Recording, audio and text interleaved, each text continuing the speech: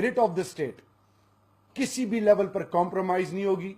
ये मेरा आपके साथ वादा है पाकिस्तानी कौम के साथ कि जिसने भी कानून तोड़ा, जिसने भी पाकिस्तानियों के जान और माल को नुकसान पहुंचाया, चाहे वो मोटरवे, चाहे शहरों में, चाहे जहां पे भी, इंशाअल्लाह रियासत कानून के दायरे में उनको इबरत का निशान बनाएगी और आइंदा ताकि किसी की जुर्रत ना हो, कानून की पासदारी, इंसाफ और अवाम के जान माल का तहफ़्फ़ुज़ वो प्रायोरिटी नंबर 1 है और उसकी जिम्मेदारी रियासत पाकिस्तान की है। कौम मायूस नहीं होगी। मैं पाकिस्तानी कौम को वो तमाम लोग जिनके पास फुटेजेस हैं और उनको एक नंबर मैं इनके साथ शेयर करना चाहता हूं।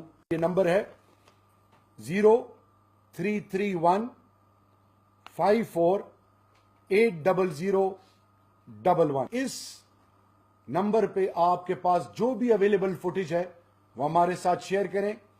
आपके नाम, आपके नंबर, उनको हर लेवल पर सिक्योर किया जाएगा। उसकी कोई इंफॉर्मेशन किसी के साथ शेयर नहीं होगी।